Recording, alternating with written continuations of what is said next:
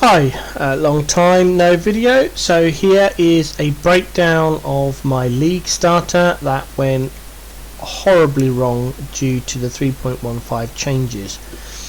This is a Inquisitor Stormbrand character using Orb of Storms and Void Sphere, with the gear as this, Crown of Inward Eye as the helm, 2 Call of the Brotherhoods. I've got a base 6-link chest, a base amulet, very basic scepters, basic gloves and basic boots. The budget on this one was about 200C, mainly for the 2 Call of the Brotherhoods and the Crown of the Inward Eye and the Sync Link. That's made up most of it. The gems I've levelled myself. This is missing a gem because that should be an Enlighten, that should be Empower, and this should be another Enlighten. We are stacking Wrath, Precision, and 3 Heralds, Herald of Ash, Thunder and Ice. That's why you need the 2 Enlightens. We have a increased duration, increased area of effect and Void Sphere, and then the Stormbrand, Inspiration, Swift Brand, Added Lightning, Hypothermia and Conk Effect, with our movement ability being Dash, Second Wind and Arcane Surge, level 3. And then here's our Orb of Storms, Added Lightning, Innovate and Culling Strike. I'm just going to get a drink.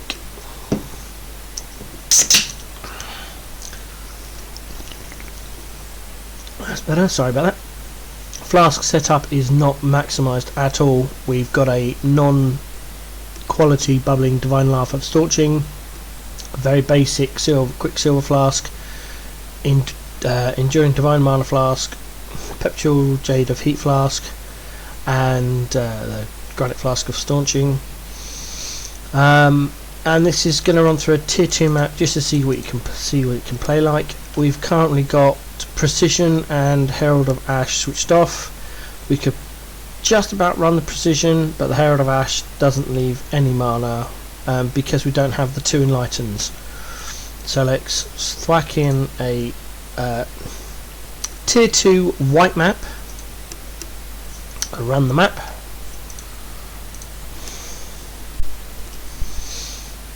And we can see what it's like. Oh, of course, Ritual procs. We'll do that in a minute. And this is why the build is bad. I don't even think I'm going to run this on this character with the Ritual procking. I think we are going to abandon this character totality, and because Ritual has procced, I am going to log on to my main character and just sneak that map to oblivion.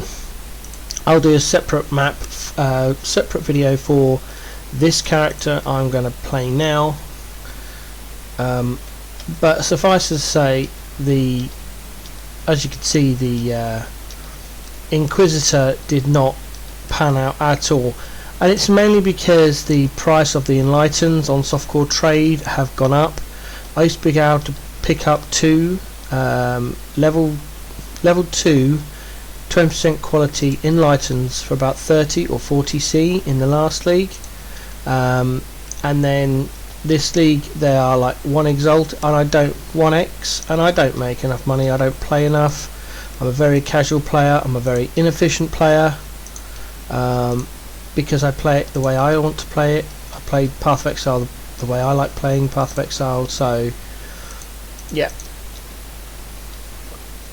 I don't have much currency, and what I do have generally goes straight back into the characters and make during the league, and I generally run 2 or 3 characters, 1 main character.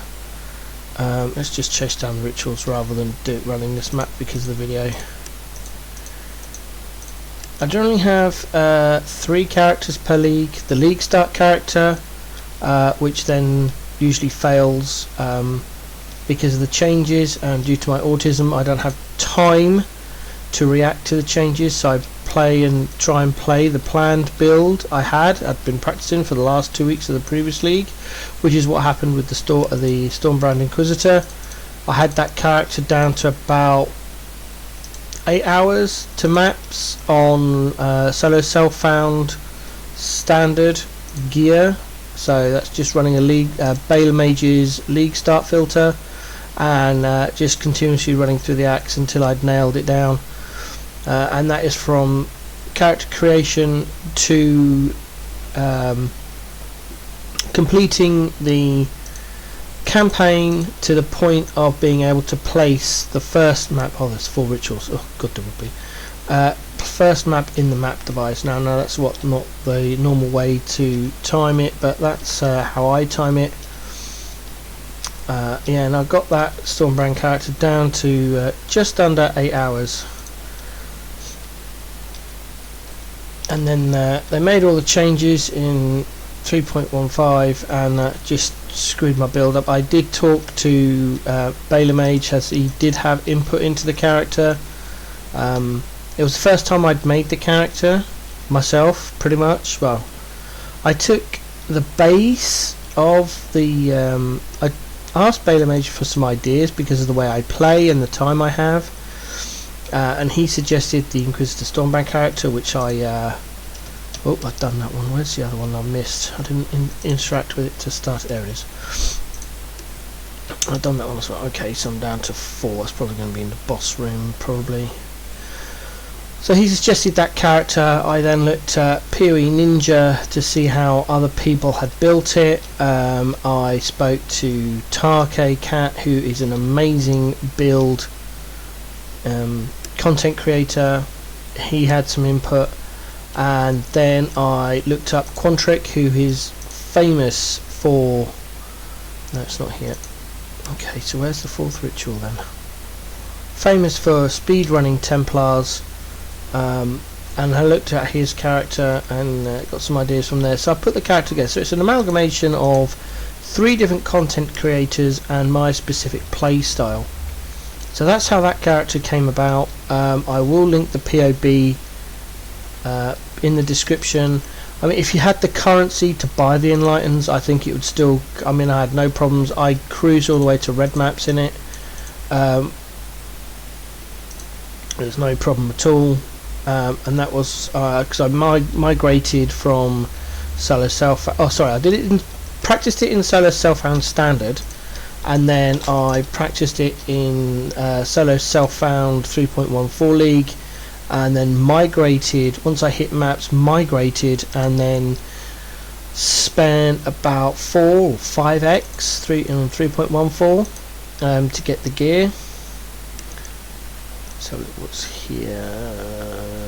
Let's resell that. No. What do I want? Amber oil. That's bad. No. Clear oil. I can get loads of those. I always need those. Chances for heist. I've got a lot left. I might as well buy. Actually, evasion. Oh, I need evasion. Let's take that. There we go. There we go. So yeah, that was the Inquisitor, and then played it this league as a league start, and I knew I was going to have troubles getting it off the ground because I did have some troubles, but once the gear started rolling in, it wasn't too bad. Let's just get back on the Inquisitor and back to the hideout. There we go. So my tree, so I'm not even Uber ascended yet because I'm missing 1 trial. So I always take these 2 first because of the strength and intelligence bonus, the plus 50 strength and intelligence. That's so much health and mana and energy shield early on, because I went armor energy shield as base armor types, and then I went up here to get sanctuary, and then into pious path for Merc Lab. And this is the tree. Now this does go into clusters and then a double cluster setup. That's on the path of building, which I haven't got loaded up. So let me just load up path of building. See if we can get it on the screen capture. Let's see. Let's see if I can do. Right. So yeah, I'll link the path of building below because I can't. I'm very new to recording videos. So next time I'll do better. I'll figure it out. I wanted to talk through the path of building. Let's see if we can add it on. Let's see if we can add on a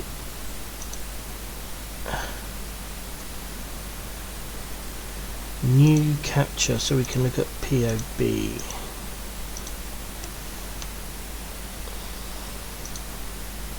There it is. I think that works. Hopefully you're seeing that. Right. Yes you are. Great. Cool. So this runs from Act 1 with suggested path routes all the way through to ascend at Act 4, and then again at Act 5 for cruel, and then we go up into level 70. I feel more comfortable at hitting being a couple of levels higher for Merc Lab. We do start off running with the Conqueror's Efficiency Jewel and the Assassin's Haste Jewel for the mana regen and the movement speed, because you get them during the campaign, so they're free, and that one for obviously for the reduced mana cost of cells and the reservation. And then we level all the way through to hopefully level 80 where you get your Uber Ascend, and then this is where we grab a Thread of Hope over here, and then we grab our first cluster. So once you've Uber Ascended at approximately level 80, you then respec into this tree, or there's two Thread of Hopes. You can either go for this one or that one, personal preference depending which way you go. I've not play tested either of these, so I did do the cluster setup, but I didn't take the thread here to grab these nodes. I ran a straight no thread and just went through with this setup tree and just went through and picked up Divine Judgment. And then at level 85 you grab the second cluster, level 90 you improve your cluster over there. At 92 you come down for your Watcher's Eye, or beforehand if you can think it. Now it's going to be expensive because it's Wrath Precision, so that's going to be expensive. And then I can usually top out at level 95, but that's the 97 tree, and then for those of you that want to all the way up into level 100. So that's the tree. There's the suggested items to get, and I've made some notes on the clusters as well. And no, it hasn't. There were notes in here about how to level the character, but in the upgrade to 3.13, 3.15, sorry, they've been deleted. So that's the video. I hope you enjoyed it. I will be putting out some more build videos on the current characters I play. Come back for more. Feel free to like and subscribe.